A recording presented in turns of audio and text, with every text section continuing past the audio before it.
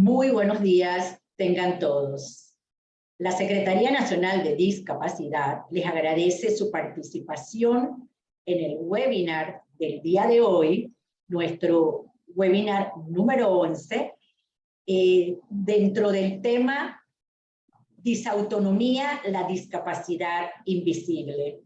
Tema escogido porque hemos y estamos uniéndonos a la campaña de concienciación de esta enfermedad que ha sido definida como un término general que se utiliza para describir diversas afecciones médicas que provocan un mal funcionamiento del sistema nervioso autónomo. Según los datos internacionales, se estima que 1 de cada 5 personas viven con esta condición y actualmente hay aproximadamente 70 millones de personas en el mundo con algún tipo de disautonomía. Hoy daremos inicio con las palabras de bienvenida del honorable señor Miguel Atencio, subdirector de la CENADIS. Adelante, licenciado Miguel. Sí, en primera instancia, buenos días a todos y a todas. Darle gracias a Dios por la oportunidad que nos da en nombre de nuestra directora Iris de Valenzuela, que está cumpliendo compromisos referente a su cargo y en el mío propio. Queremos agradecer nuevamente el trabajo que se hace de todos los meses, este webinar, Hagamos Docencia, Tomando Café, donde se tocan temas que son de suma importancia para los técnicos de nuestra institución, los miembros de los enlaces de CONADIS, los miembros de sociedad civil y el público en general sobre diferentes temáticas. El día de hoy el tema es la disautonomía. Como bien señalaba la licenciada Enoc Meréndez, es una enfermedad y tenemos que señalar del siglo XXI. De esas enfermedades, de pronto vemos la cantidad de millones de personas que la tienen, pero son de esas enfermedades que muchas veces no son detectadas por el sistema de salud en su momento. Y en la medida en que conozcamos las personas, los técnicos, los especialistas, esta enfermedad y su patología, en esa medida se le puede dar una atención de calidad a los pacientes que tengan esta enfermedad de disautonomía. Pero también es importante la labor que está realizando esta fundación para promover el conocimiento de esta nueva enfermedad con sus diferentes expresiones que se dan a través de cefaleas, mareos y otras áreas que le explicará una personalidad importante que es el doctor Humberto Fasanella, el cual es uno, creo que si no mal puedo decir, uno de los pocos especialistas en nuestro país sobre esta nueva enfermedad. Como secretaría que dirigimos políticas públicas en discapacidad, definitivamente este tipo de acciones que realizamos para promover el conocimiento de esta enfermedad de disautonomía, que al final del camino este tipo de condiciones pueden llevar a una condición de discapacidad, porque la gente se preguntará, ¿cómo una enfermedad me puede llevar a una condición de discapacidad? Los va a llevar a una condición de discapacidad por la condición de no participación dentro del conjunto de la sociedad, y al no darle las adecuaciones a las personas que tengan esta condición y no se les dan las condiciones adecuadas para que participe, allí hay una restricción a la participación del individuo y eso le crea una condición de discapacidad.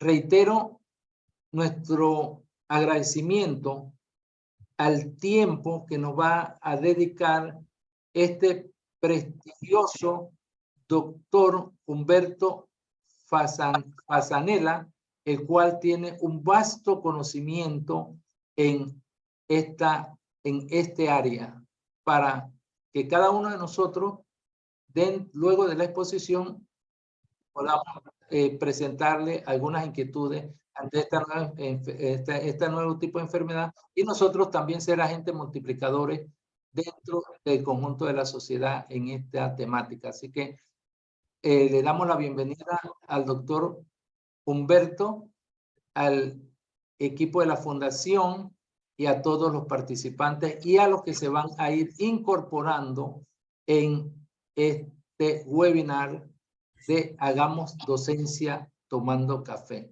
Muchas gracias. Muchas gracias a usted, señor subdirector. Seguimos. Nuestro primer panelista es hoy doctor Humberto Fasanella. El doctor Fasanella es español, asesor internacional y especialista en medicina interna y disautonomía, quien nos presentará el tema central del café, disautonomía, la discapacidad invisible. Adelante, doctor. Muchas gracias por la invitación y compartir con todos ustedes este espacio tan prestigioso y sobre todo, como decía el licenciado Miguel Atencio, que es multiplicador. Mucha gente va a entender si tiene o cómo ayudar a quien tiene esta condición. Disautonomía, repitiendo un poco el porcentaje, afecta entre el 15 y el 20% de la población. Estamos hablando que sobre una población estimada, respetando los 4 millones de habitantes de Panamá, estaría afectando entre 600 y 800 mil personas. Es un número impresionante. Esas 600, 800 mil personas comparten con nosotros los servicios públicos, comparten con nosotros las universidades, comparten con nosotros los colegios, las actividades del día a día. Y a veces nos cuesta entender, yo que no tengo disautonomía, por qué la persona que está al lado no me habla, está concentrada, ensimismada, tratando de no desmayarse, de no tener síncope, es decir, el desmayo, porque ella está luchando contra una tensión muy baja, o está luchando contra la hipoglicemia, la baja de azúcar, o está luchando para que no haya un trastorno vertiginoso, no hay mareo. Entonces, mientras yo puedo estar en el transporte público, movilizándome, concentrado en mis pacientes, esa persona que está al lado mío, que puede ser amable, instruida, culta, con o sin estudios, está luchando para no caerse. Cuando yo llego a mi trabajo, lo que debo pedir es, dentro de mi rutina, el siguiente paciente. Mientras que ya esta persona, desde la noche misma y al despertar, ha iniciado una cantidad de síntomas. ¿Cuánto tiempo tiene esta persona luchando con esos síntomas? Está más que demostrado que disautonomía comienza a edades muy precoces, 5 años. Yo pudiera discutir en base a la experiencia antes de la condición de neonato o recién nacido. Pero aceptando que sea 5 años, más frecuente en el sexo femenino que en el masculino, la proporción 4:1, 5:1, aumenta progresivamente hasta que llega la menarquia, que es la aparición de la regla, donde hace un pico de síntomas, y esos pacientes desde los 4 o 5 años están dando alertas al pediatra o a los múltiples médicos o a los centros de asistencia a donde se dirigen para que sean diagnosticados. Estamos hablando de 800.000 personas en Panamá y 800.000 personas que comienzan su enfermedad no a los 40 años, sino que la comienzan a los 4 o 5 años. Y ahí hay una sugerencia de la adecuación que debe hacerse desde temprana edad y el conocimiento diagnóstico del médico. Sin diagnóstico no hay terapia, sin terapia el pronóstico es discapacitante. Entonces, en disautonomía es más fácil explicar un poco, como inclusive se había dicho en palabras previas, La disautonomía es un desorden que, corrijo siempre, puede originarse en el sistema nervioso central, por ejemplo, Parkinson, Parkinson Plus, pero que es más fácil definir como una alteración del sistema nervioso periférico. Entonces nosotros tenemos, dentro del sistema nervioso periférico, tenemos dos sistemas que se contrarregulan, el sistema simpático y el parasimpático. Mientras estoy hablando con ustedes, yo debo estar alerta. La tensión debe subir unos milímetros, la glicemia debe subir un poco, las catecolaminas, la adrenalina debe subir un tanto. ¿Para qué? Para que mi cerebro esté bien nutrido y pueda elaborar una serie de ideas que sean interesantes y que podamos discutir posteriormente. Disautonomía es la pérdida de esa regulación. O sea, ¿cómo yo voy a actuar en este programa? Si mi tensión arterial es baja, que no es el caso, 60-40, no llega sangre al cerebro, no se compensa con un aumento de la frecuencia cardíaca. Entonces, o tengo mucha frecuencia cardíaca, aumento la frecuencia cardíaca, que sería la taquicardia, y eso va a hacer que la cantidad de sangre que llega al cerebro sea baja. Entonces, mientras yo estoy concentrado en explicar lo mejor posible dentro de mis limitaciones, el paciente con disautonomía está pendiente de que no se va a desmayar o que no, tiene taquicardia o que tiene dolor de espalda o que no ve la pantalla. Disautonomía, un poquito como para ser jerárquico, se va a caracterizar por dolor de cabeza, disfunción ATM, mordida, alteraciones en los reflejos pupilares. Esto es, si estoy en espacios bien iluminados, es posible que las pupilas no hagan la constricción y tenga molestia a la luz. Entonces tengo fotofobia. Ya vengo del transporte público tratando de no desmayarme con la tensión baja. Llego a la oficina, está iluminada y resulta que siento un dolor de cabeza o una molestia a la luz o fotofobia, que sería esa fobia a la luz. Sin embargo, sigo trabajando. Sigo trabajando, lo hago con contractura muscular. La contractura muscular baja la glicemia y sigo empeorando el problema. Como desde los 4 o 5 años, cuando se inicia en párvulo, se inicia en la etapa más precoce, la actividad académica, la actividad escolar en este caso, o por ejemplo en la universidad, o por ejemplo en el trabajo. Entonces, ya yo vengo cansado de los 4, de los 5 años, de estar luchando. Yo tengo la percepción de que hay algo extraño en mí. Entonces, sumando síntomas a lo dicho, boca seca, ojo seco, obstrucción nasal, la sensación, la percepción de que no respiro bien. Esa percepción puede ser lo que se llama respiración suspirosa. Estamos al lado de esa persona en el transporte público y notamos que está buscando aire. Eso se llama respiración suspirosa y es porque ha perdido la satisfacción respiratoria. Es decir, la zona automática que dice, estoy respirando bien, como lo estoy haciendo en este momento, ¿no? Entonces, si yo tengo que estar pendiente de la respiración, de la tensión, de la glucosa, del enfoque de la vista, de mi dolor de cabeza, y voy a trabajar iniciando mi día 8 horas, es posible que antes de esas 8 horas ocurra algo. Y ese algo es, por ejemplo, la pérdida súbita, transitoria de la conciencia, que no es otra cosa que lo que llamamos síncope. Entonces, el síncope corrige el error de las cosas que estamos experimentando. El síncope, espero ser bien interpretado o no expresarme inadecuadamente, el síncope es corrector. Le está diciendo al paciente, ve a un médico, como tendrías que haber hecho desde los 4 o 5 años, para que te digan Si lo que tú tienes estás entre los 800.000 pacientes de Panamá que tienen o rasgos o enfermedades autonómicas, la diferencia la puedo hacer en la sesión de preguntas y respuestas. Otros síntomas muy frecuentes son el reflujo gastroesofágico.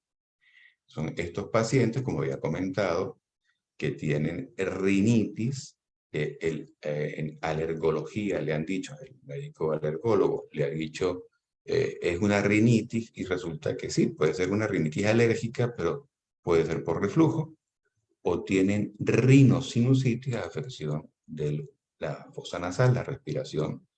Tienen un dolor en la parte izquierda, perdón, con disfunción ATM, ¿no? Disfunción de la articulación que está entre el hueso temporal y la mandíbula. Entonces, ese reflujo va a producir que el paciente no tenga un dolor de cabeza. Va a tener, del lado izquierdo, va a tener una rinosinusitis horrible, baja la cabeza, siente presión en la cabeza, goteo sería posnasal detrás de la nariz hacia la garganta permanente. Va a tener otro dolor de tipo neuralgia del trigémino, que afecta a la mitad del cráneo, cabeza, ojo. Puede tener molestia, lo que llamamos dolor e hiperacusia. El paciente dice, no quiero que me hablen, no quiero que me griten, apaguen todo lo que genere volumen o decibeles, sonido. Si seguimos bajando, imagínense la cantidad de síntomas que puede tener un paciente. Seguimos bajando, podemos llegar al duodeno. Ahí en el duodeno se absorbe el azúcar y el duodeno está dentro de la regulación y contrarregulación de la insulina. Entonces, este paciente que viene luchando desde el transporte colectivo, le toca la hora de comer, consume carbohidratos, azúcares, arroz, pasta, almidones, cualquier tipo de carbohidratos, y resulta que en vez de mejorar la glicemia, empeora. Eso es una alteración disautónoma, porque en la autonomía, cuando las cosas están funcionando bien, yo consumo y el azúcar, consumo alimentos y el azúcar va a subir y 2 horas después se va a normalizar, porque la insulina sabe cómo hacerlo, sin entrar en detalle, por supuesto, ¿no? Pero resulta que este paciente puede tener, con todos los síntomas previos, puede tener un descenso de la glicemia, entonces tener trastornos de atención, memoria, concentración, se le olvidan las cosas.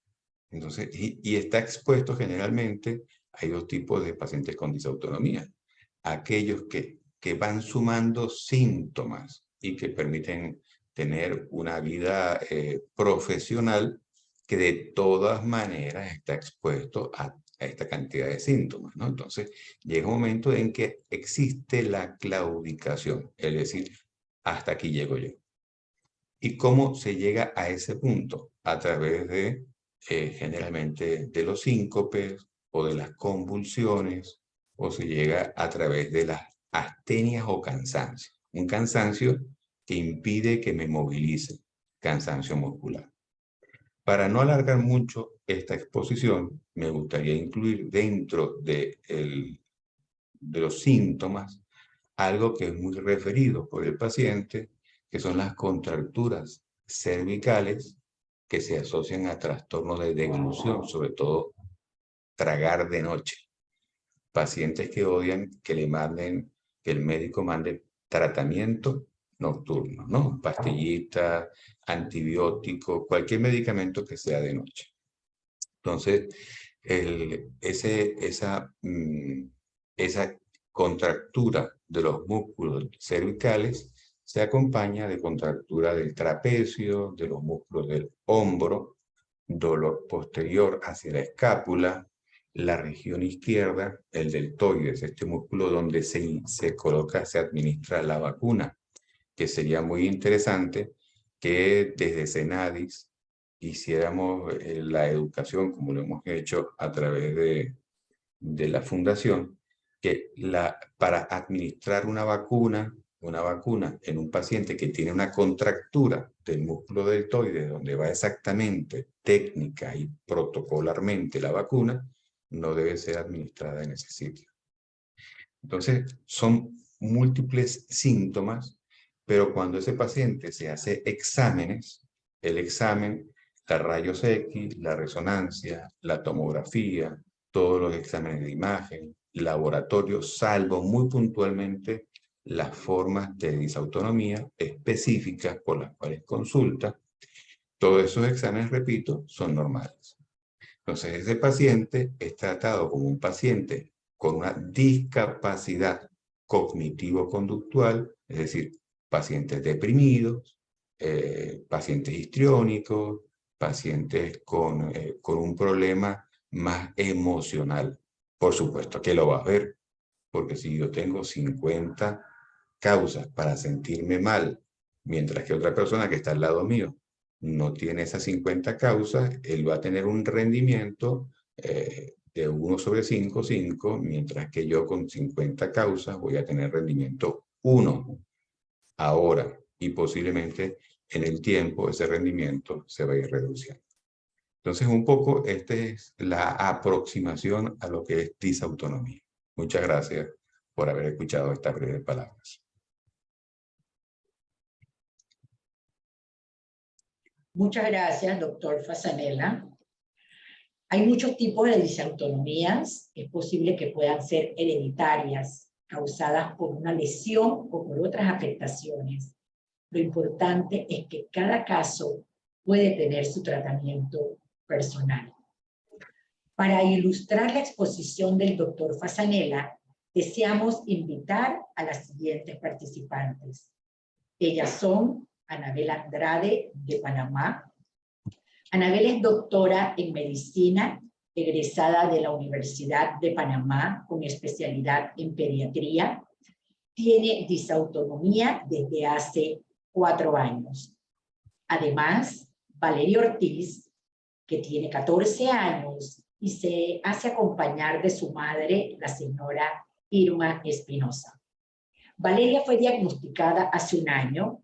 La enfermedad le inicia con síncopes, taquicardia, hipotensión, dolores de cabeza, vértigos, visión borrosa, entre otros. Anabel y Valeria nos presentarán sus experiencias de vida. ¿Cómo vivir con disautonomía? Demos entonces inicio con la doctora Anabel y seguidamente Valeria e Irma. Adelante. Buenos días a todos. Primero de todo, muchas gracias por la oportunidad. Mi nombre es Anabel y tengo disautonomía. Escuchando hablar del doctor Fasanella es como hablar de la historia de mi vida, que todo se refiere a mí y así nos sentimos casi todos los pacientes con disautonomía. Mi historia comienza desde pequeña. Puedo recordar 7, 8 años sentada en el asiento de atrás del auto de mis padres, tan mareada que le pedí a mi papá que parara. Y después del desayuno siempre sentía un dolor intenso en la boca del estómago, una sensación quemante que hacía que me volteara en la silla y me tratara de meter la punta de la silla en la boca del estómago para calmar el dolor. Ahora, después de muchos años, conozco que siempre he vivido con el mareo al movimiento, que es la cinetosis, y con el reflujo gastroesofágico. Poco a poco se fueron desarrollando más síntomas. A los 15 años tuve mi primer episodio de hipotensión. En plena fiesta de mis 15 años, casi que no me pude presentar en el acto porque estaba tirada en una mesa. Y de allí comencé a presentar más episodios de hipotensión con frecuencia, con sus síntomas asociados de debilidad, mareos. Pero también así fui conociendo poco a poco mi cuerpo. Yo desde ese entonces sé que apenas yo siento debilidad en el cuello, una sensación de que no puedo sostener la cabeza, ese es mi primer malestar. Yo sé que me tengo que ir sentando, que tengo que tomar medidas. Y por eso ahora los médicos me explican que yo nunca he hecho un síncope, que lo que se refería al doctor. Muchos pacientes con disautonomía presentan múltiples síncopes, desmayos en un mismo día. Yo nunca he presentado eso. En mi caso, solamente me quedo en el presíncope. Me quedo en el mareo, me quedo en que se me nubla la vista, que siento que me voy a desvanecer, pero nunca lo he hecho. Entonces, en la adolescencia se siguieron exacerbando estos síntomas y se comenzaron a asociar con las comidas. Al principio pensábamos que era gastritis o que no había comido bien, pero me extrañaba mucho que a veces después de comer me sentía muchísimo peor, más débil, más mareada. Cuando comencé a estudiar medicina, que ya fuimos a las rotaciones a los hospitales, mis compañeros se preocupaban que después de haber comido una copiosa comida en el desayuno del hospital, yo venía y me comenzaba a sentir mal y me tomaban el azúcar de manera capilar y siempre tenía rangos bajos de azúcar. Pero en ese entonces lo que hacía era que comía algo más azucarado, me recostaba un rato, mis compañeros me cubrían, gracias a ellos siempre, y podía seguir con mis actividades al rato. Ahora sé que desde adolescente he sufrido de hipoglicemias, de bajones de azúcar tardíos. Después de comer, a mí en vez de regularizarme el azúcar, se me baja. Y eso me causa mucha pérdida de energía, fatiga.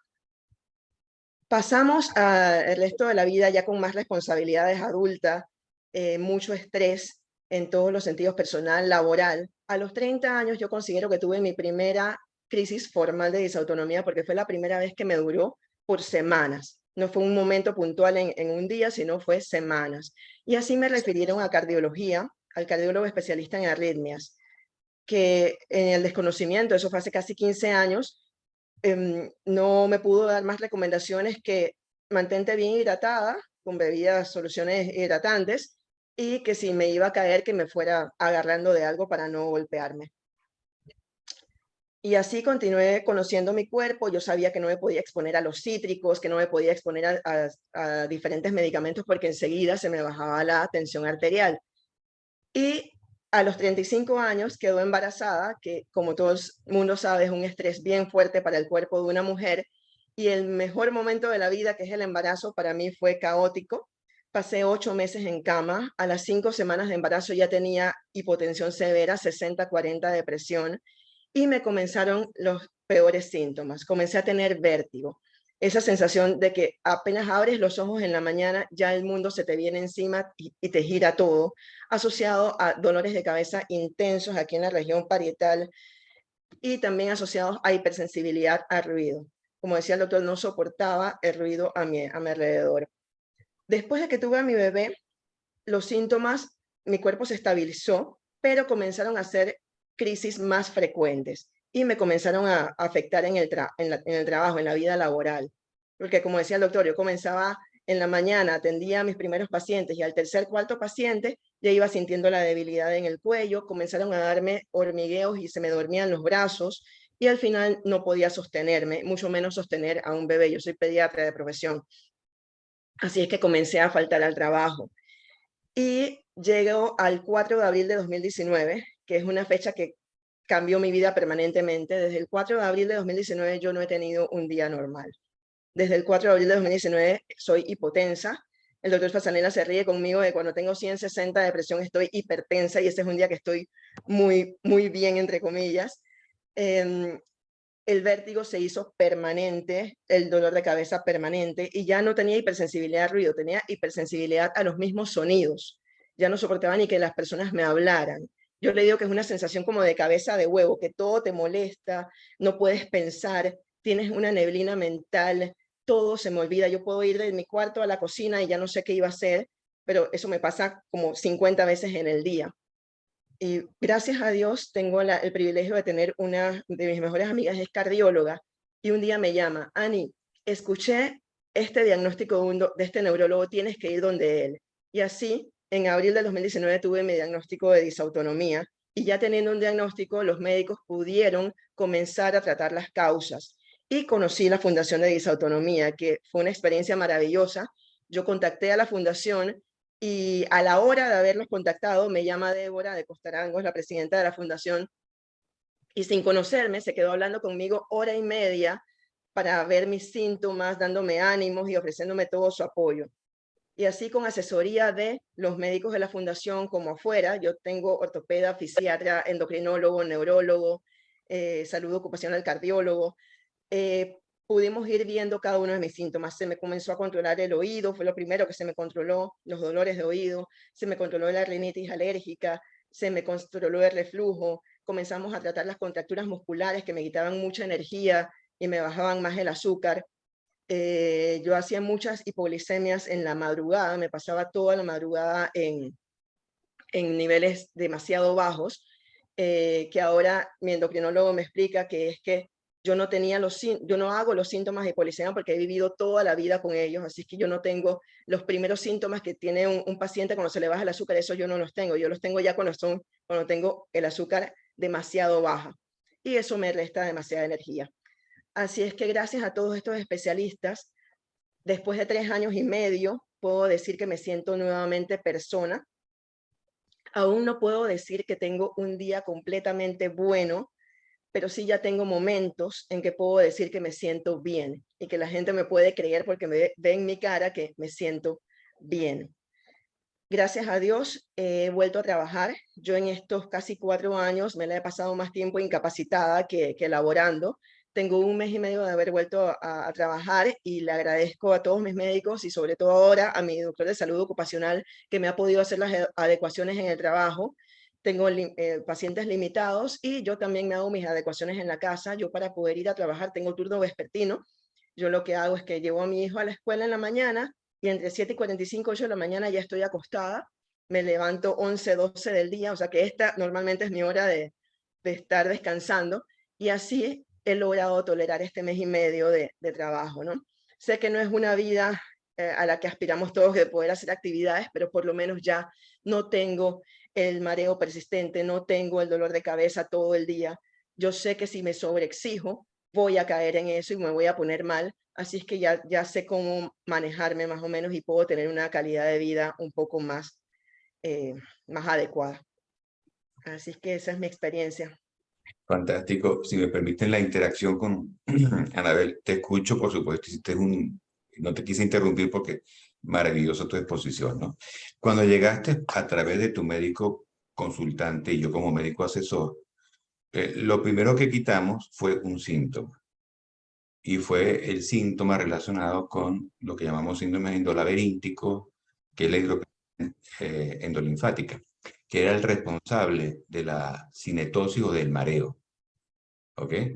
Y al quitarte eso, hicimos un plan con tu médico tratante, con ese grupo, cantidad de médicos que te han asesorado, y te dije, vamos a hacer la curva de tolerancia a la glucosa para demostrar algo que nadie te podía creer, que era que tu glicemia después de las comidas bajaba, y bajaba en la madrugada. ¿Ok? O sea, es decir, bajaba 2 horas después, 3 horas después. Entonces, licenciada Enoch, licenciado Atencio, un poquito es que las curvas de tolerancia normalmente se hacen a la hora y a las 2 horas. Es decir, se da un jarabe de azúcar, corrígeme Anabel, 75 gramos, como tú lo hiciste, y te toman la muestra de azúcar y de insulina a la hora y a las 2 horas. Y ese examen puede estar normal. Porque lamentablemente, corrígeme Anabel, tu glicemia, tu baja de azúcar ocurría en la madrugada. Entonces, si no tienes azúcar 24 horas al día, en la mañana has estado luchando para no desmayarte, en la noche el azúcar no se incorpora al músculo. Entonces no tienes energía y ahí aparecen las contracturas. Entonces, fíjate que te hemos llevado a través de la asesoría y de tus médicos tratantes, te hemos llevado a una condición funcional.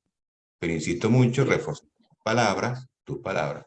Disautonomía es una enfermedad reversible. No 10 sobre 10, pero puede ser 7, 8 o 9. El resto de la vida va a hacer falta una adecuación. Entonces, tú eres un ejemplo, Anabel, de que eres no solamente funcional, eres exitosa en tu trabajo con limitaciones, pero es que ese es el trabajo del manejo de una discapacidad, llevarte hasta lo posible. Y tú eres un modelo exitoso de manejo de disautonomía, porque hay muchos muchachitos de 4, 5 años, 7 años que quieren estudiar medicina y no lo van a lograr porque simplemente hacer una función de cálculo les produce hipoglicemia, baja de azúcar, convulsiones, síncopes. Entonces, yo te felicito porque tú has luchado contra 50, 100 síntomas y eres un modelo exitoso. Tal vez no 10, tampoco yo soy 10, pero ejercemos funcionalmente nuestro perfil profesional. Entonces, gracias, Anabel, por la experiencia. Gracias a ustedes. Valeria, Irma, las escuchamos. Buenos días a todos.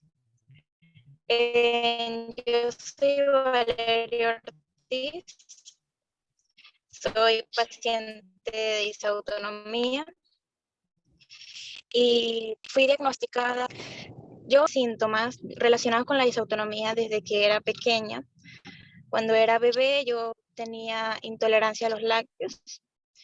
Posteriormente me aparecieron las alergias, la sinusitis y la rinitis, y me acompañaron casi toda mi infancia y adolescencia. Siempre estuve tomando los medicamentos e inyectándome para poder controlarlas. Pero mis síntomas mis síntomas se agravaron el año pasado, en 2021. Por ejemplo, cuando daba clases de educación física, yo a veces tenía que apagar la cámara y acostarme en el suelo porque me daban unas taquicardias muy fuertes y sentía que el aire me faltaba y no podía respirar bien. Después de esto, también yo muchas veces cuando terminaba las clases, yo me iba a acostar a mi cama porque tenía un cansancio y una debilidad muy grande. Y a veces llegaba tarde a mis clases porque me quedaba dormida, pero estaba muy cansada. Y se notaba cuando yo daba las clases. No me veía en condiciones aptas para estudiar.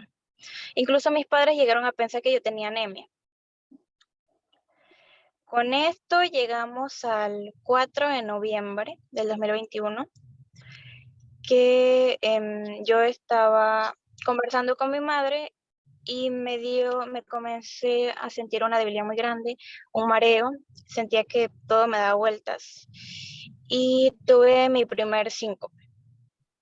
Como pudieron, mis padres me llevaron a la habitación. Cuando desperté tenía fuertes dolores de cabeza, dolores insoportables, no soportaba. Entonces decidieron llevarme a la policlínica. Allá me dejaron hospitalizada, me pusieron medicamentos, me hicieron hemogramas, incluso una placa, y después de eso, cuando ya se me controló el dolor de cabeza, me dieron salida. Después de esta crisis yo no volví a tener más crisis, solamente tenía dolores de cabeza más frecuentes. Llegamos al 29 de noviembre, tuve una crisis en mi casa, más fuerte que la del 4. Tuve síncopes, dolor de cabeza, mareo, vértigo. Tenía una debilidad que no podía ni caminar, apenas me mantenía en pie. Tenía hipotensión, la presión baja, taquicardia. Entonces me trasladaron a Lobaldía y ahí me dejaron hospitalizada hasta el 15, como el 15 de diciembre. En esta hospitalización me hicieron innumerables exámenes, vi múltiples especialidades y no llegaban a un diagnóstico. Incluso me daban medicamentos y en vez de mejorar, yo empeoraba, me sentía peor, tenía más crisis.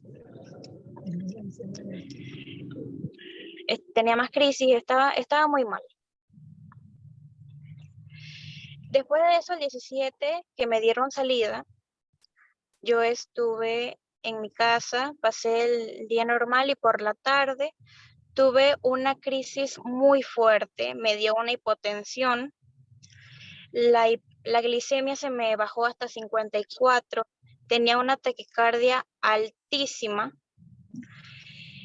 tenía múltiples desmayos, varios desmayos en cuestión de minutos. Vinieron los paramédicos a mi casa a tratar de estabilizarme. Y después de eso, decidieron referirme nuevamente a la Ovaldía, porque no era lo más conveniente que yo me quedara en mi casa con esa situación que estaba viviendo. Ingresé en el Ovaldía nuevamente y ahí estuve hasta el 24 de diciembre, que me dieron salida. Yo salí en silla de ruedas, yo no podía caminar. Yo dejé de caminar el 2 de diciembre y así estuve sin caminar, no toleraba ni siquiera sentarme, porque si me sentaba o si intentaba pararme, me daba un síncope, me desmayaba y despertaba con dolor de cabeza y los múltiples síntomas que presentaba. Así estuve en mi casa sin caminar, sin diagnóstico, varios meses. Vimos muchos médicos y estábamos perdiendo la esperanza hasta que contactamos a la fundación, conocimos a la señora Débora, la presidenta. Ella fue un ángel en nuestro camino. Ella nos llamó sin conocernos y nos ayudó, nos explicó todo lo de la disautonomía, porque para ese entonces nosotros teníamos una información teníamos muy poca información. Gracias a ella logramos encontrar un camino, conocimos a mi doctor de cabecera, el doctor Corrales, y con asesoría del doctor pudimos ir mejorando cada día más. Fue un camino largo, no me curé a los 2 meses, fueron mucho tiempo para ver esa mejoría. Pero gracias a Dios y a la fundación, a los doctores, ya puedo decir que tengo una vida más o menos normal. Claro. Gracias, Valeria, por tu intervención. Es muy importante cuando a través del doctor Valentín Corrales hicimos la asesoría a él, en tu caso descartar una condición en la cual el músculo está en incapacidad para almacenar la glucosa. O sea, lo que tú comes baja el azúcar y la glucosa no se incorpora al músculo. Y el músculo es el que te va a alimentar como tanque de combustible para que tengas hígado, por supuesto. Influye el hígado, pero los músculos muy importantes. Entonces, no tenías el almacén del combustible. Y fuiste orientada como funcionalmente un trastorno de almacenamiento de glucógeno. Hubo que enseñarte ciertas terapias, la forma como te fuiste incorporando progresivamente, porque recuerdo que el primer día que estaba el doctor Valentín Corrales presente, al tomarte de los brazos para levantarte, nada más tomarte aquí, tuviste un síncope, ¿ok? Al tratarte de tomarte de la cintura, tuviste otro síncope. Al tratar de pedir que movieras la cabeza, tuviste otro síncope. Es decir, pudiste tener 20 síncopes en ese momento. ¿Bien? Entonces, ¿qué es lo importante? Que tú estuviste esperando casi un año para poder ser asistida por los médicos especialistas de la fundación y tener tu diagnóstico final, porque es que en especialidades tan limitadas como estas y tan complejas, no se puede atender a todos los pacientes que uno quisiera atender, ¿no? Entonces, tu mejoría llevó a un año. No comenzó a los 12 años, comenzó con la intolerancia a la lactosa, que es una de las características agravantes. La intolerancia a los carbohidratos, la intolerancia a la histamina, una cosa llamada histaminosis, al gluten, otras cosas. Entonces, tú hiciste un estudio, hiciste una evolución, lo que llamamos natural de la enfermedad. Es decir, no hay intervención médica válida para frenar tu caso. Y llegaste a la silla de ruedas. Tú sentiste que ¿podía ser la silla de rueda tu destino? ¿Sintieron tus padres que la silla de rueda era una condición para ti?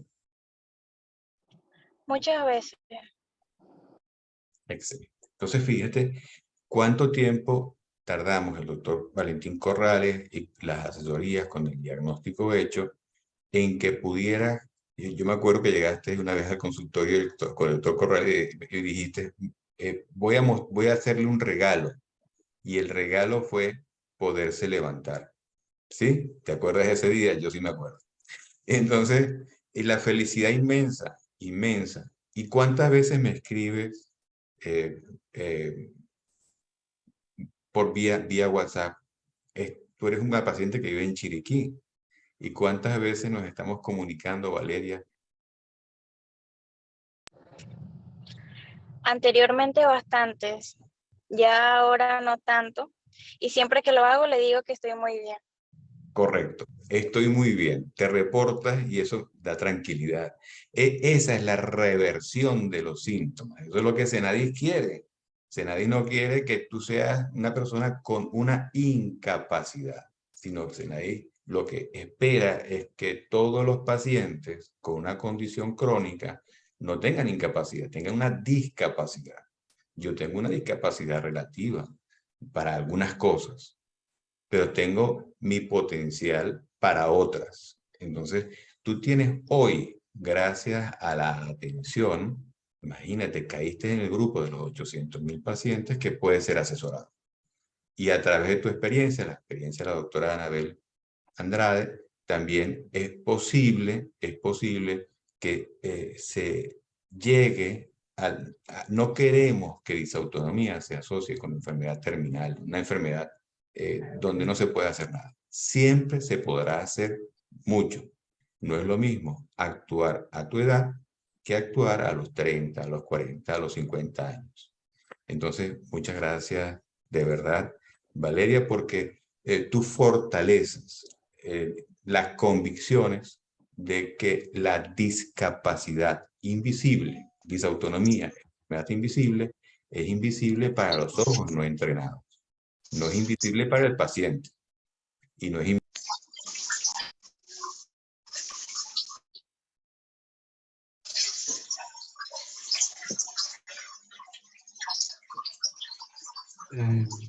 Roberto, Gracias a usted. Yo creo que como hemos perdido el audio, Irma Sí. quería intervenir.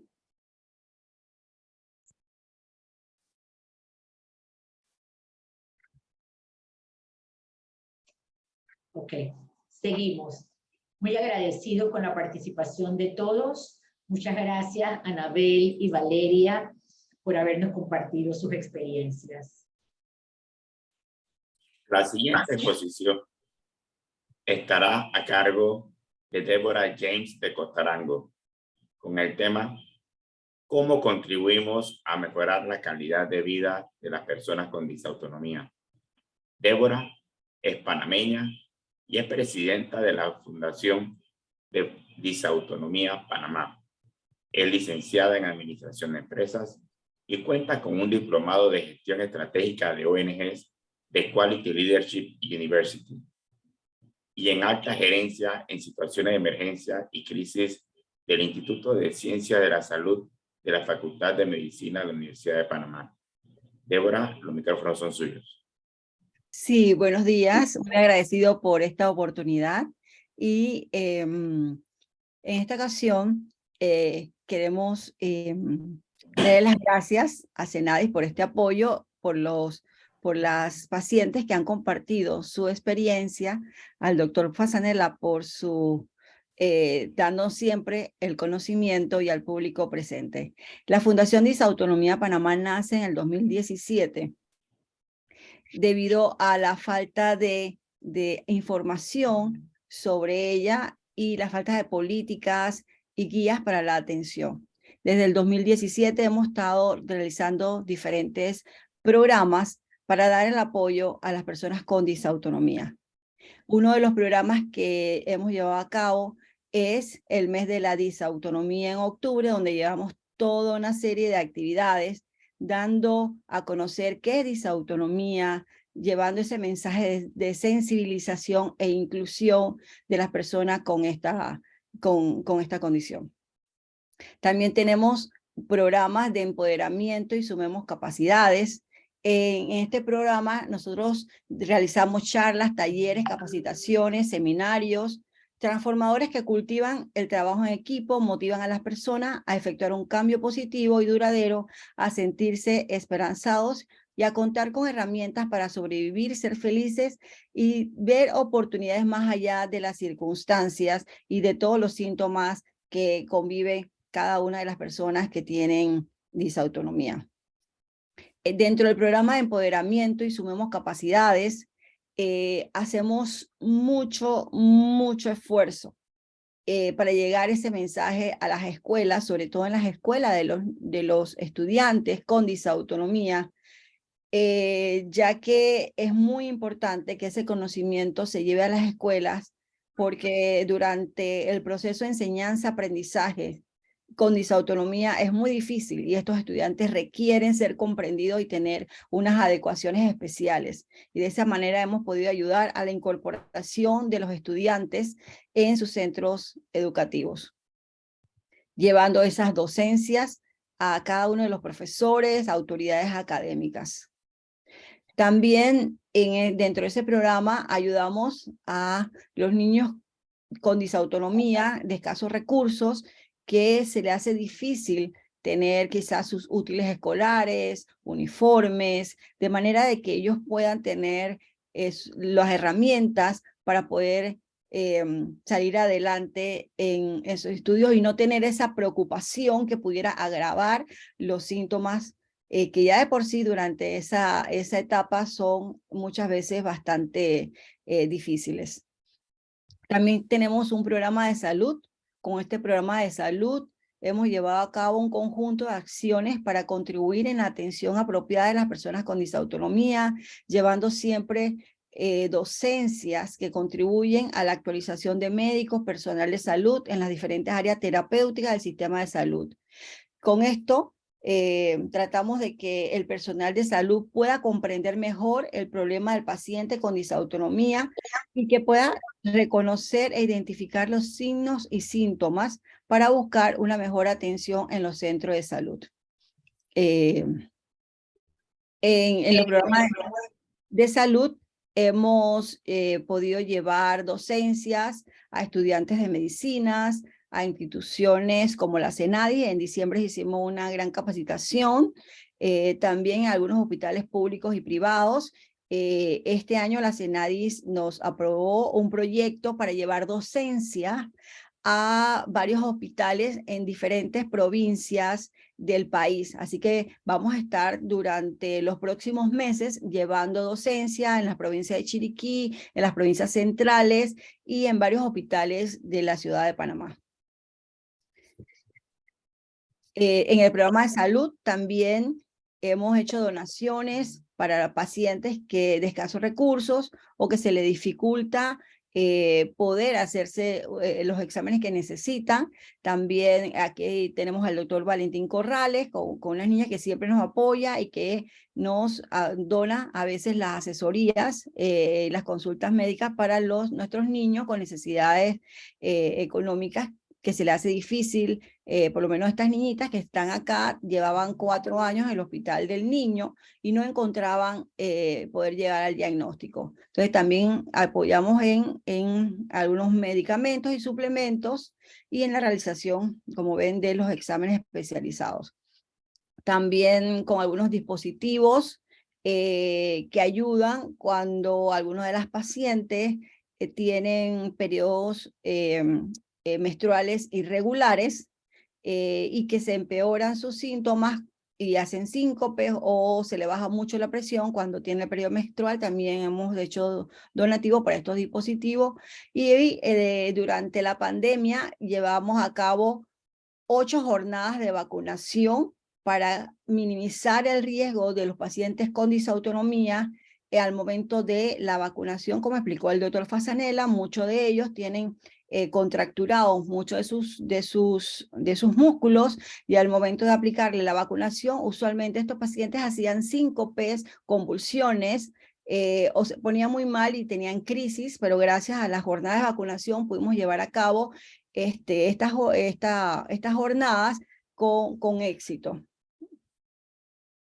También estamos desarrollando un programa de investigación científica, de manera que podamos contribuir mayor evidencia científica. En disautonomía todavía hay mucho que investigar y poder llegar quizás a más tratamientos efectivos, entender un poco más qué es lo que pasa. Hay disautonomías muy difíciles y poder llevar ese conocimiento. También hemos desarrollado un programa de cocina donde estamos enseñándole a los pacientes a preparar recetas saludables, porque muchos de los pacientes, como mencionó el doctor, a veces son intolerantes al gluten o a la lactosa, o tienen deficiencia en la enzima DAO y hacen histaminosis, de manera que a veces no saben qué comer. Y entonces a través de nuestro programa de cocina tratamos de darle herramientas y recetas que ellos puedan poder comer, de manera que no se agraven sus síntomas. Los invitamos a este 26 de noviembre a nuestra jornada de docencia que estamos llevando a cabo conjuntamente con la CENADIS, donde vamos a desarrollar más temas. Va a estar el doctor Fasanella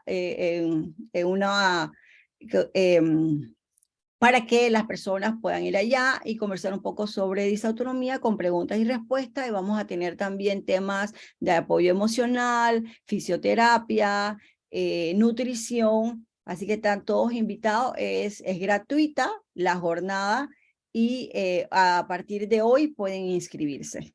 Muchas gracias. Nuestra siguiente expositora es Ailín Aparicio, de Panamá, quien tendrá la responsabilidad de presentar el tema "La disautonomía es reconocida como una discapacidad visceral". Adelante, licenciada.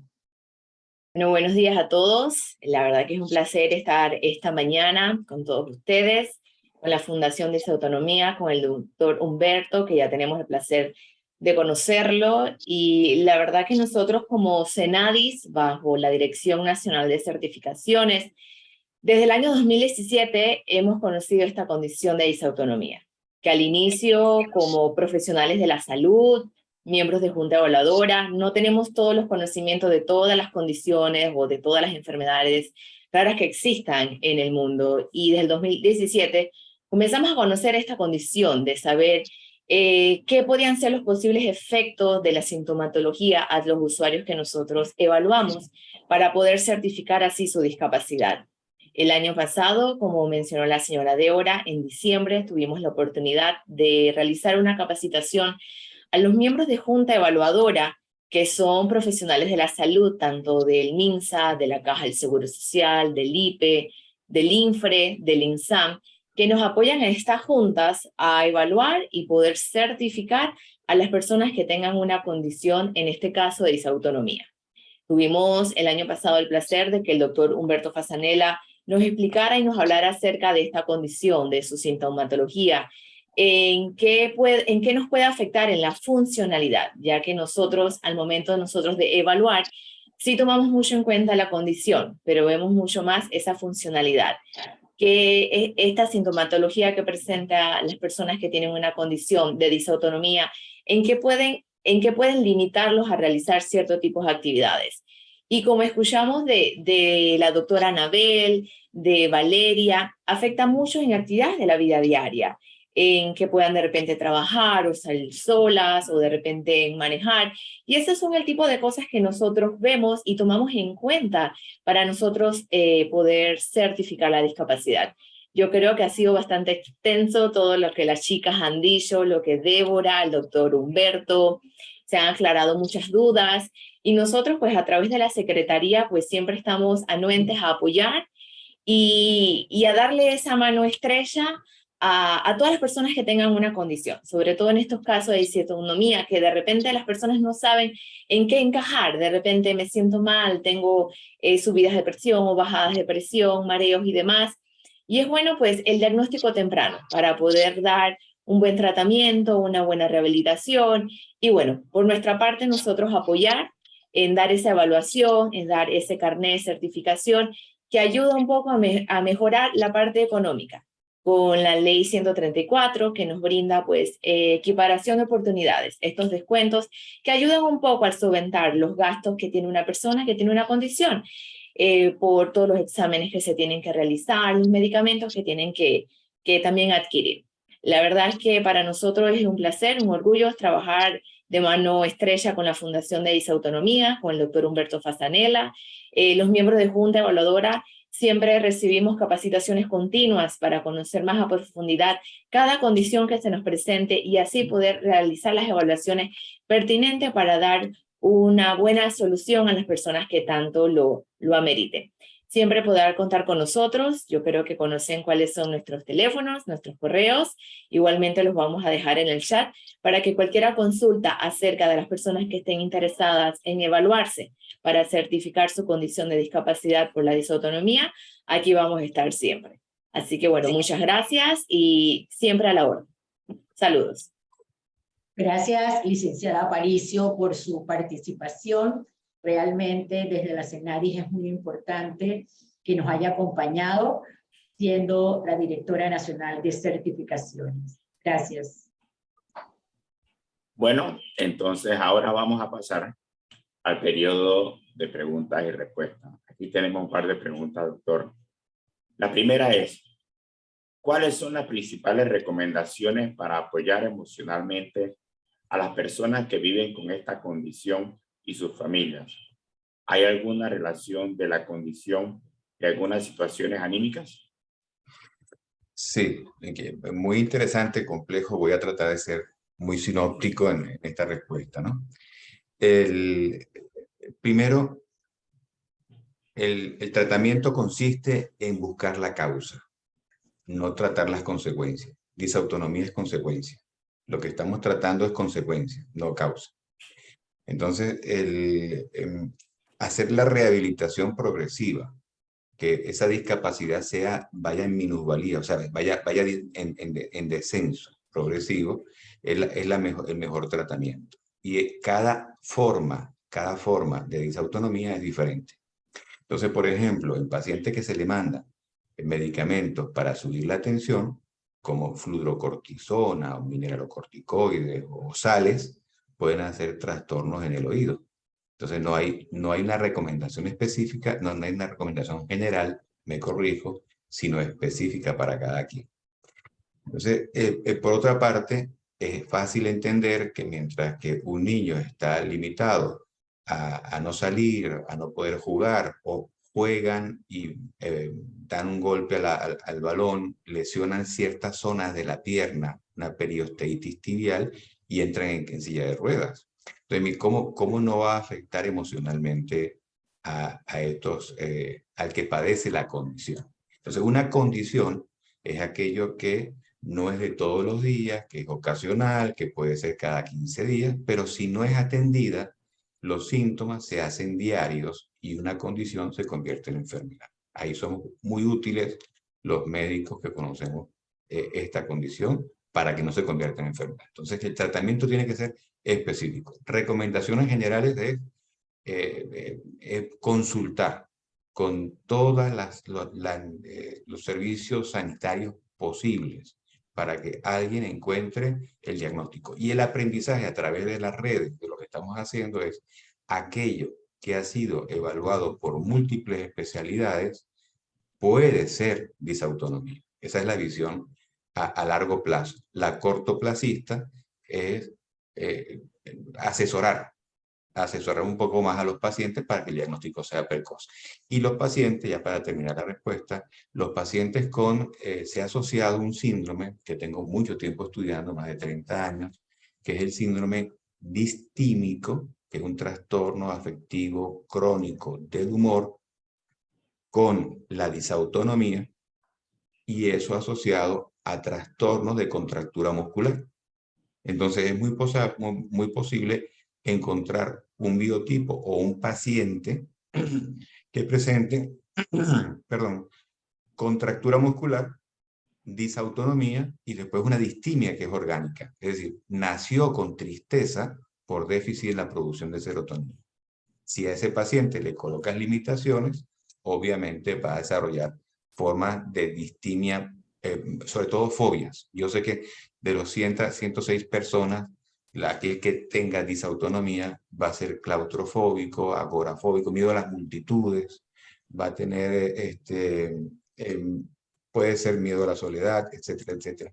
La fobia es inherente a la disautonomía, aunque no todas las disautonomías tienen el componente emocional.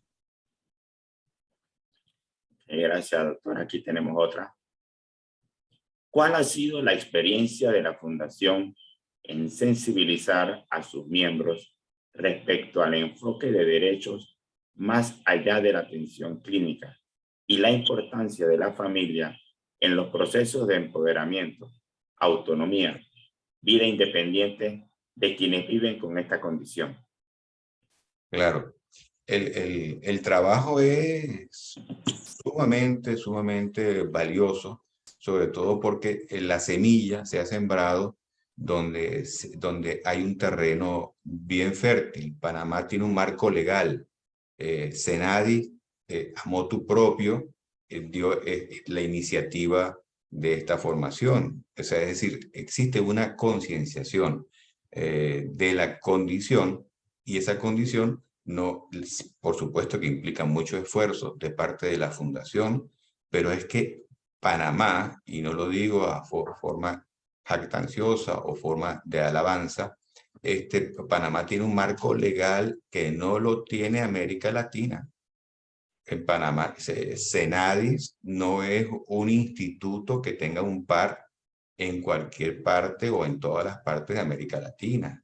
Senadis, el esfuerzo, el marco legal, el hecho de que se pueda considerar disautonomía como tema prioritario en una reunión de este altísimo perfil, es porque existe el interés de beneficiar a quien debe ser beneficiado, que es el paciente, y no el médico o la parte docente.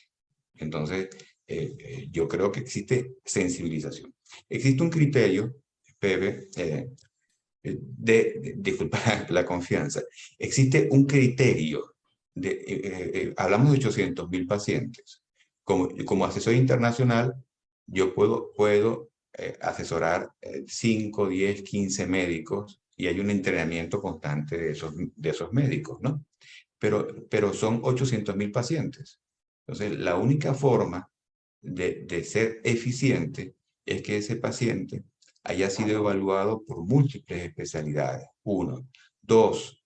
Un requisito de inclusión que es qué tanto te va a apoyar tu familia. No en lo económico, sino lo emocional. ¿Cuántas veces vas a asistir a la consulta del doctor Corrales, de los doctores, de los diferentes especialistas de la fundación? Sin el apoyo no existe disautonomía. Que no teniendo el apoyo familiar, su pronóstico sea bueno. No existe. Entonces, dentro de la concienciación que hay que hacer, es la de los padres. Pero es que el padre es el promotor de la salud de los hijos. El Estado protector, no dador. El Estado protector tiene que dar el recurso. Y el recurso es Senadi y estas capacitaciones que estamos haciendo. Entonces, esa es la respuesta. Gracias, doctor. Aquí tenemos otra preguntita. Buenos días. ¿El síndrome de activación mastocitaria tiene relación con la disautonomía? ¿Cómo lo tratan? Sí hay relación. Ahora, en un trabajo realizado, presentado con los pares científicos en la Universidad de Panamá y estimulado por el maestro el doctor Enrique Mendoza, se presentó como aquellas cosas que son más frecuentes en disautonomía. Tenemos que irnos a lo más frecuente. El síndrome de activación mastocitaria no es otra cosa, el mastocito es el que libera la inmunoglobulina E y la que te hace alérgico. Ahora, ¿cuántos, en ese estudio que se presentó, basado en una población de 600 personas, cuántos síntomas, cuántos síndromes de activación mastocitaria había? 1. ¿Cuántos habían condiciones mucho más frecuentes? Por ejemplo, la histaminosis, que es la liberación, la producción de histamina, que es la misma consecuencia. El síndrome de activación mastocitaria, a últimas consecuencias, va a elevar la histamina, te va a producir hipotensión, taquicardia, enrojecimiento, trastornos de alteración de temperatura, pero es mucho más frecuente la histaminosis. La histaminosis puede afectar a la mitad de los pacientes con disautonomía. Entonces, ¿qué es la histaminosis? Que hay personas que al comer yogur o alimentos fermentados o pescados o carnes refrigeradas, se eleva la histamina. Es decir, es lo mismo que el mastocito activado se libera histamina. Pero es mucho más frecuente. De los 600 pacientes, casi 300 tenían histaminosis. Es decir, elevación de la histamina por actividad DAO, por déficit en actividad DAO. Eso es una prueba de rutina. Entonces, uno tiene, si esta es una enfermedad rara y buscamos cosas raras, entonces el diagnóstico va a ser nunca o tardío. En cambio, siempre a los médicos se nos enseña, piensa sencillo y conoce, porque vas a diagnosticar primero lo sencillo, lo que conoces y lo que es probable.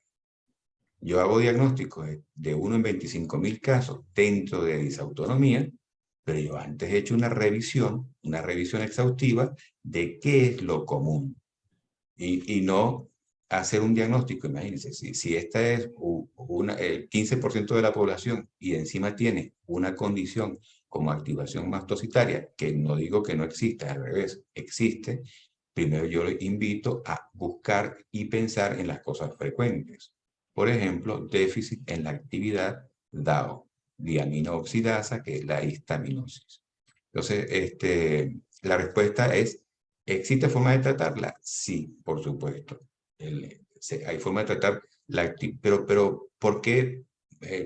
Lo primero que yo haría es decir, eso es lo que tienes realmente, porque el diagnóstico diferencial de actividad mastocitaria o mastocito activado es otras cosas mucho más frecuentes como la histaminosis.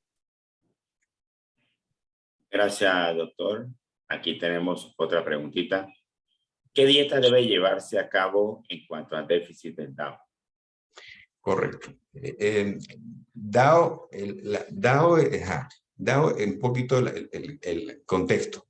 Diaminooxidasa, DAO, es una enzima que tenemos en el intestino que está esperando recibir fundamentalmente las carnes, la histidina, y procesarla para que no se convierta en histamina. Histamina es lo que produce el mastocito que nos estaban preguntando en la sangre. ¿Ok? Entonces, ¿cuál es las dietas? Hay que hacer una reducción de carnes, de carne roja, hay que hacer todo lo que sea refrigerado, pescado y carnes refrigeradas, porque aumentan lactobacilos. Sin ánimo de ser muy polémico, en disautonomía, y insisto, en disautonomía, para aquellos que la padecen, tengan cuidado con el suministro, esto que llamamos mejorar el bioma, mejorar las características del intestino a través del lactobacilos, porque el lactobacilo es la bacteria que va a fermentar y va a producir más histamina. Entonces, cosas que son prioritarias, las dietas son muy restrictivas. En disautonomía no se puede consumir carbohidratos, no se puede consumir cosas que contengan, que activen la DAO, es decir, que provoquen histamina. Generalmente el 70% de los pacientes tienen intolerancia de lactosa. El 90% de los medicamentos vienen con lactosa. Debería ser una campaña tipo Europa ofrecer que los medicamentos tengan garantizado sin lactosa. El excipiente, lo que viene en medicamento, viene con lactosa. Entonces, cuando tú eres tan restrictivo con un paciente en la dieta, el paciente generalmente es delgado, está débil, es asténico, sin energía, y le quitas el gluten, le quitas los alimentos con histamina, le quitas el carbohidrato, entonces no hay dieta. Por eso es el esfuerzo de la Fundación promoviendo dietas, ¿no? Entonces, ¿cuál es el esfuerzo que hay que hacer a través de este marco legal tan poderoso que tenemos en Panamá y que es casi que exclusivo en América Latina? Es que para la histaminosis hay una pastillita, hay una tableta, hay un medicamento que controla la histamina. Mientras tú puedes manejar los 50 otros escenarios, la hipotensión, la bradicardia, la cinetosis. Pero imagínate un paciente que tenga mareo, tensión baja, y le hagas una dieta restrictiva, va para el suelo, se va a sentir peor. Entonces, la lucha es, lo menciono otra vez, existe un suplemento DAO, que resuelve el 90% de los problemas, mientras el paciente se educa. Hacerlo al revés, buscar educación y no dar medicación, es perder el tiempo en disautonomía.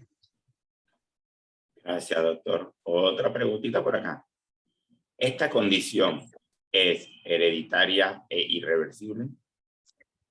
Ajá, irreversible no, hereditaria sí. Tenemos dos formas de disautonomía. Una disautonomía que no está en la palestra ahora, no está en discusión, que es la disautonomía familiar o hereditaria. Esa es otra forma muy característica. Ese paciente está hospitalizado de los 5 años y posiblemente el pronóstico es muy corto. Está más relacionado con poblaciones judías, askenazí, aunque no es exclusiva de esa población. ¿Bien? Entonces, mientras que esta otra enfermedad, que es más compleja el diagnóstico, aquella se diagnostica porque es muy fácil, ¿no? Fácil me refiero yo en cuanto al diagnóstico. En disautonomía, esta disautonomía, generalmente encontramos a un padre o a la madre con características disautónomas, no necesariamente las mismas, y que está sometido, ese niño que tiene una carga genética, está sometido, por ejemplo, a exposición al cloro, o que está sometido a estreñida y reflujo, o está sometido al insomnio. Si el padre es alérgico, o el padre es disautónomo y la madre es alérgica, se complica. Si ese paciente vive bajo temperaturas de 40 grados centígrados, por supuesto que aquellas cosas que eran rasgos se van a convertir en enfermedad. Entonces, la disautonomía se hereda, pero se hereda la potencialidad, primero, no la enfermedad. Segundo, de presentarse algo, se presenta la condición, algunos episodios aislados. Podemos actuar para que no siga evolucionando. Si no actuamos y dejamos que la enfermedad siga su historia natural, se convierte en enfermedad. Esa enfermedad, que es, por ejemplo, lo que hablábamos con Valeria, desde la silla de rueda, pudimos, a través del doctor Corral y de la asesoría, pudimos hacer que ella tenga algunos días más difíciles o menos difíciles en función a su actividad de clase. Ella verá qué hace con esa carga energética, con esa batería, que sabe que no está al 100%, sino está al 70% para ser útil en la vida. Entonces, ¿es reversible? Sí, es reversible. Pero para que se revierta, se requiere el conocimiento. Que el paciente sea proactivo. Si el paciente entra en negación, los padres pueden llevarlo a la consulta, pero no se van a mejorar. Y si existe unos padres, yo amo esa consulta, cuando la puedo realizar fuera de Panamá, yo amo la consulta cuando vienen los dos padres, viene el paciente, estoy presente y el paciente me cuenta qué es lo que siente. Ese paciente se va a curar. La combinación de yo sé lo que el paciente tiene, pero los padres se niegan a hacer lo que debe hacer, va a empeorar. O si el paciente entra en negación, va a empeorar. Esto es una enfermedad compleja. muy compleja y se requiere padres o sus equivalentes, que el paciente sea proactivo y el conocimiento médico. Gracias, doctor. Tenemos otra preguntita.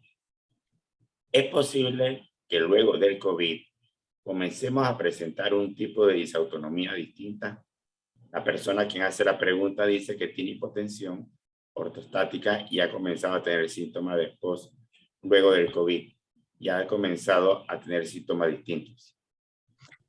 La respuesta es sí, es un rotundo sí.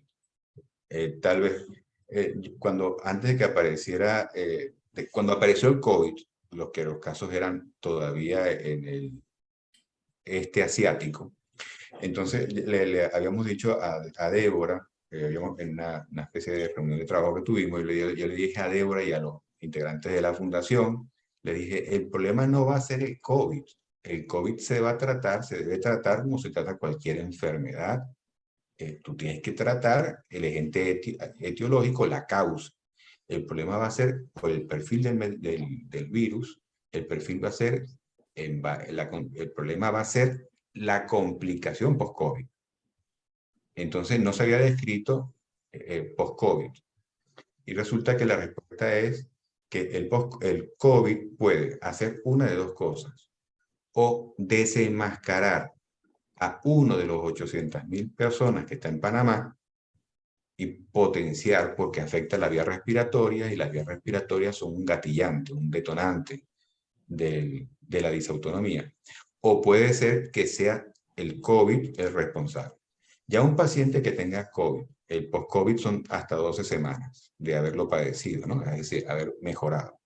Pero es que existe un post-COVID prolongado. Entonces, ahí cuando es prolongado, la sospecha es que hay disautonomía previa y lo activó el COVID. No todo post-COVID, por esas razones, va a ser autolimitado. Perdón, va a ser autolimitado. Pero sí, la hipotensión, la taquicardia, la debilidad extrema, el dolor muscular, el mareo, la inestabilidad y el resurgimiento, eso se va a asociar a estados depresivos, a tristeza, a miedos, porque una persona que podía ser atleta antes del COVID, ahora resulta que tenemos dos tipos de problemas, dos problemas mencionados, y puede inclusive deteriorar el poder cognitivo, nuestra capacidad cognitiva. Entonces, si te sientes que tienes atención, concentración, que no son al 100%, y encima tienes tensión baja, glicemia baja, no duermes porque estás preocupado, porque definitivamente la suma de todos esos factores son los responsables de que tengas el cansancio crónico y las formas de COVID complejas que se ven en formas disautónomas posteriores al COVID. Ok, doctor. Otra preguntita. Buenos días, doctor. ¿Usted qué piensa de la neuromodulación? Sí, la neuromodulación, yo soy amigo de lo que llamamos biofeedback y la neuromodulación, cuando el problema es asociado mucho más a distimias.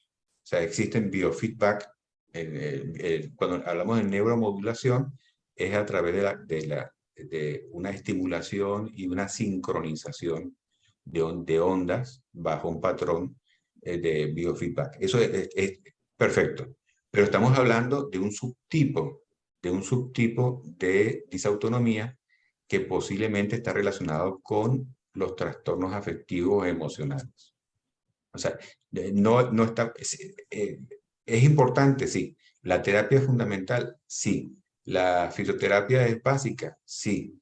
Pero tienes que tratar la causa. La neuromodulación es una herramienta más. No es el tratamiento de las disautonomías. Ok. ¿Puede verse afectada la disautonomía con la menopausia precoz? Claro, claro. Todos los cambios hormonales. Primero hay que ver la causa porque hay una menopausia precoz. La menopausia precoz, que habría que ver qué es precoz, ¿no? Pero una menopausia precoz significa que el eje hipotálamo, hipófisis, ovario no está funcionando bien.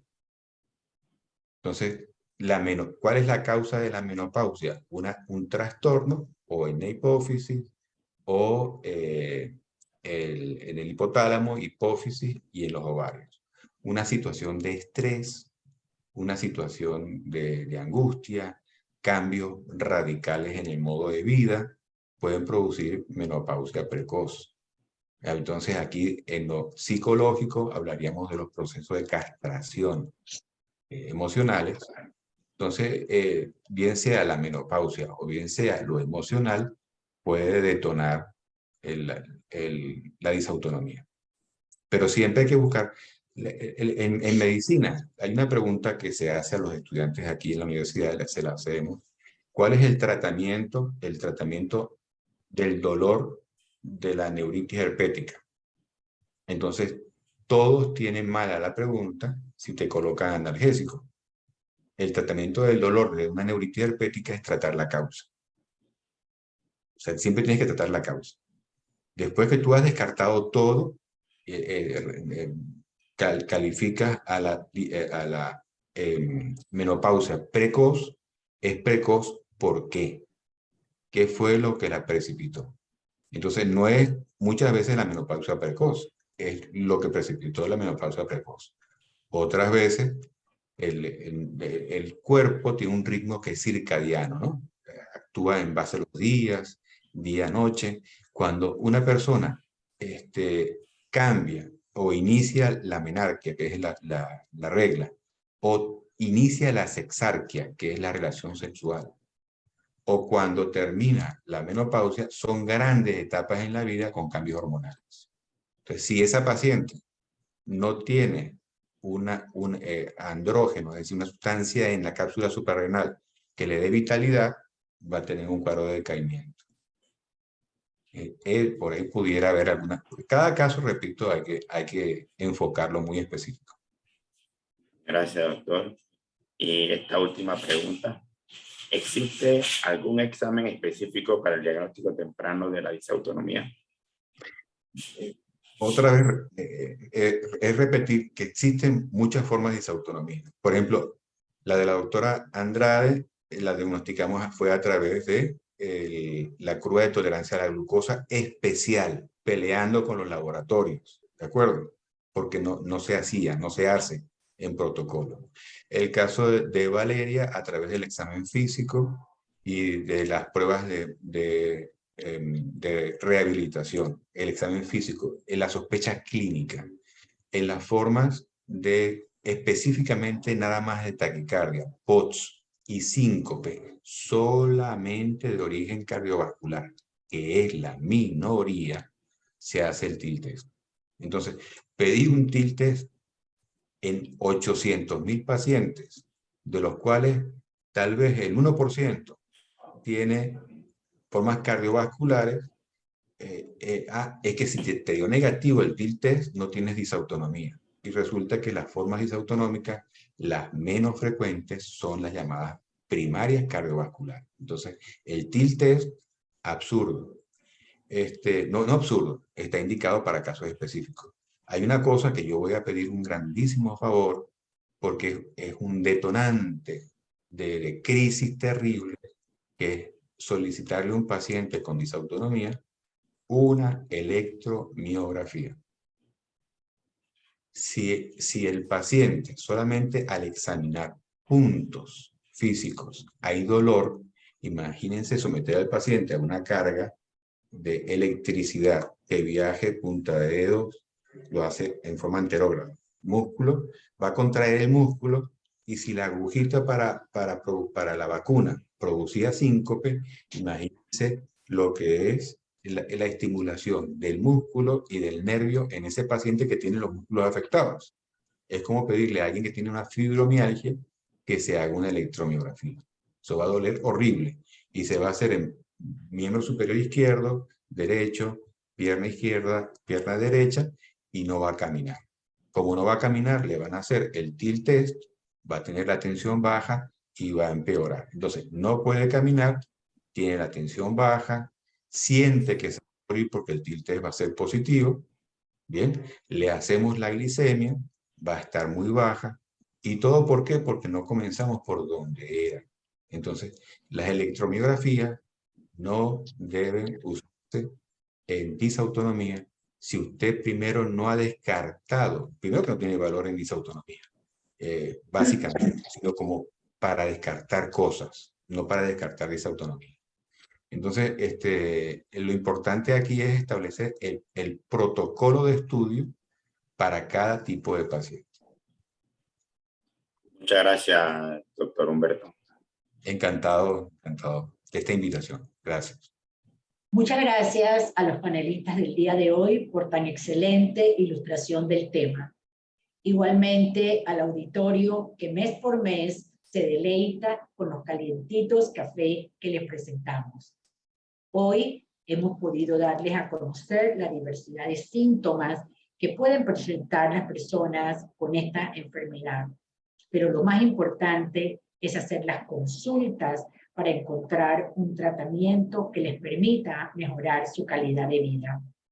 Haciendo docencia tomando café es un proyecto preparado especialmente para ustedes, donde podemos sensibilizarlos y concienciarlos sobre diversos temas relacionados con discapacidad, todos los terceros meses de cada mes.